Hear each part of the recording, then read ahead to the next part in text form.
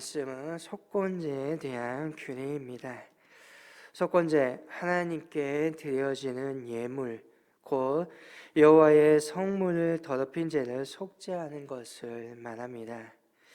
오늘 교대 속에서는 성물과 계명에 대한 속건제, 이웃에 대한 속건제를 나누어 말씀하고 있습니다. 오늘 15절에 누구든지 여호와의 성물에 대하여 부지정에 정죄하였으면 하나님께 속건제를 드리라고 말씀합니다. 여호와의 선물, 구별하여 하나님께 봉헌된 모든 예물입니다. 11조 첫 열매, 태의 첫 짐승 또는 성소 안에 있는 기물들을 말하는 것이겠지요. 그런데 규정대로 드리지 않고 부지중에 자기의 개인 용도에 따라서 사용하거나 또는 하나님께 약속, 소원을 하였음에도 이를 이행하지 않으면 1년 된 흠없는 양을 제물로 드려야 합니다. 또한 자기가 유용한 물건을 계산하여서 5분의 1을 더하여 배상할 것을 말씀하고 있습니다. 고의적으로나 혹은 욕심으로 인색한 마음 때문에 하나님께 의문을 감당하지 아니하며 속건제를 드리라는 것이지요. 이는 어찌 보면 인간 안에 있는 아직도 욕심에 대한, 또한 자기가 얼마나 이기적이고 믿을 수 없는 연약한 존재인지를 잘 보여주는 것입니다. 속건제는 결국 책임인 것입니다.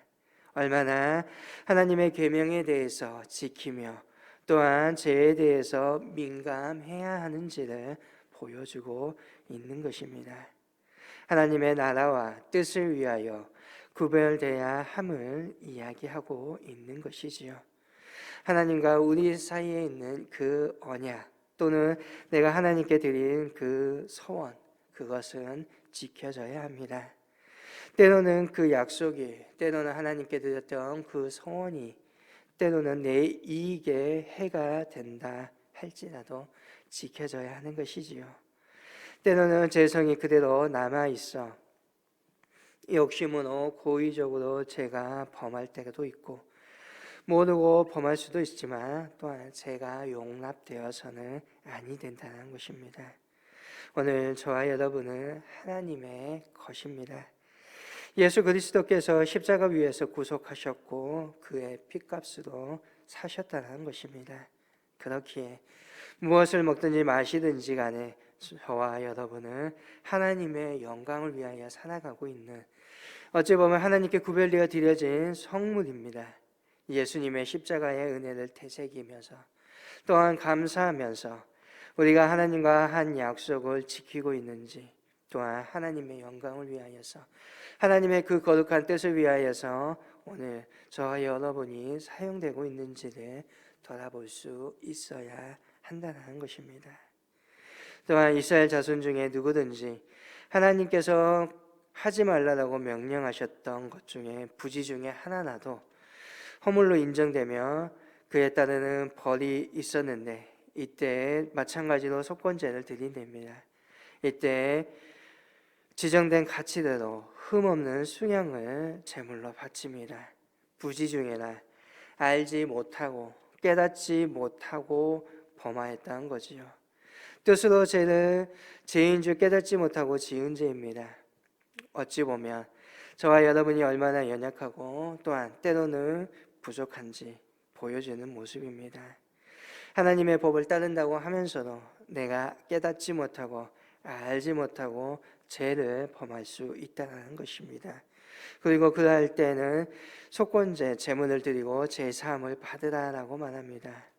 알고도 죄를 범하지만 모르고도 범할 수 있습니다. 물론 모든 죄를 예수님의 핏값으로 모두 다 대속받았습니다. 그럼에도 불구하고 하나님께서는 저와 여러분이 죄에서 멀리 떠나기를 원하신다는 것입니다. 날마다 우리의 삶 속에서 성결한 삶을, 거룩하게 구별된 삶을 살아가면서 이 땅에서 변화받은 사람의 삶을 살아가는 것이 주님의 뜻이라는 것입니다. 그렇게 우리는 늘 하나님의 말씀을 통하여서 주님의 그 뜻을 발견해야 됩니다. 또한 죄를 발견할 수 있는, 나의 잘못을 발견할 수 있는 말씀의 인도하심을 늘 받아야 할 것입니다. 오늘 저와 여러분은 늘 하나님의 말씀을 읽고 듣고 묵상하고 때로는 하나님의 그 말씀을 암송하면서 늘 우리의 삶 속에 적용시키고 깨달아 변화된 삶을 살아가야 할 것입니다.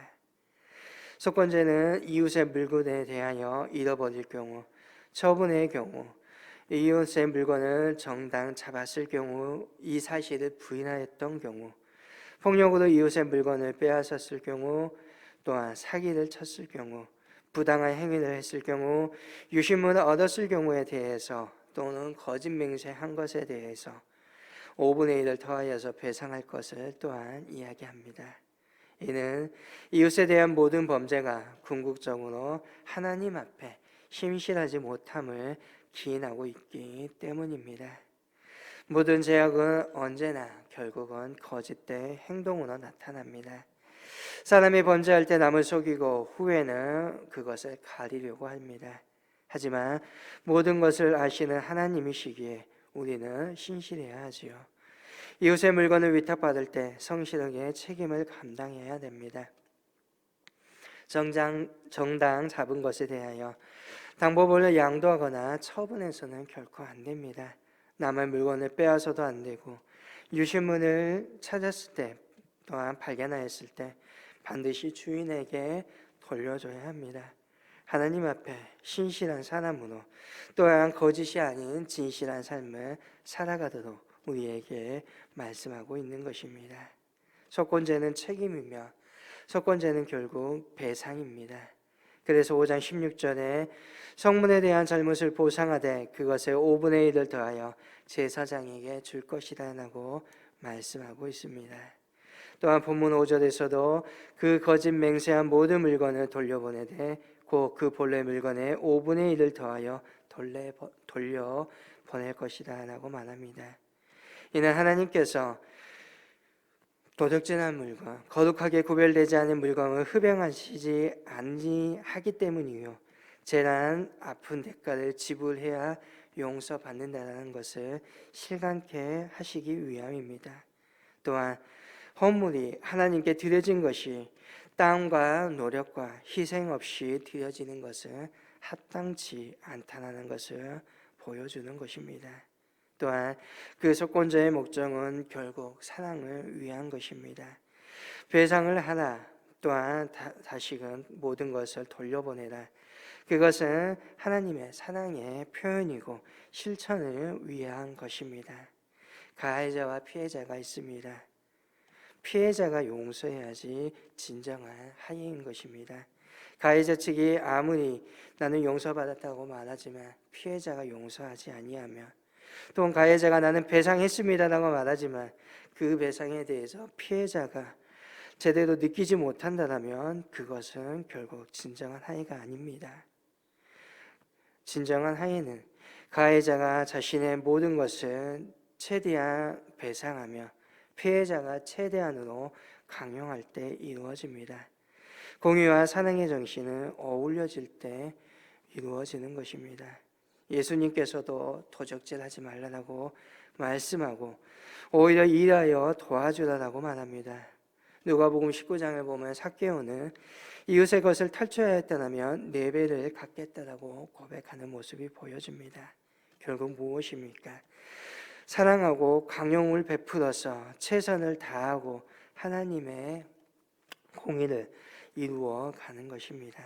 오늘 속건제는 하나님의 말씀이요 속건제는 그 안에 사랑이 담겨 있고 책임이 담겨 있습니다. 오늘 저와 여러분은 믿음으로 하나님 앞에 속건제를 드릴 수 있기를 원합니다. 그 속건제는 죄에 대한 어떠한 보상이 아니요 책임이 아니라 오늘 우리를 거룩한 성물로서 하나님께 드릴 수 있기를 소망합니다. 하나님의 말씀을 늘 되돌아보면서 하나님 나는 속건제로서 오늘 주님 앞에 내어지기를 원합니다. 주님의 말씀에 따라서 신실하고 진실한 삶을 살아가기 원합니다. 그 믿음의 고백으로 나아갈 수 있기를 원합니다. 오늘 하루도 하나님 앞에 신실하며 또한 말씀의 인도함을 따라서 주님 보시기에 참으로 기뻐하는 삶을 살아가는 믿음의 저와 여러분 될 수 있기를 간절히 축복합니다.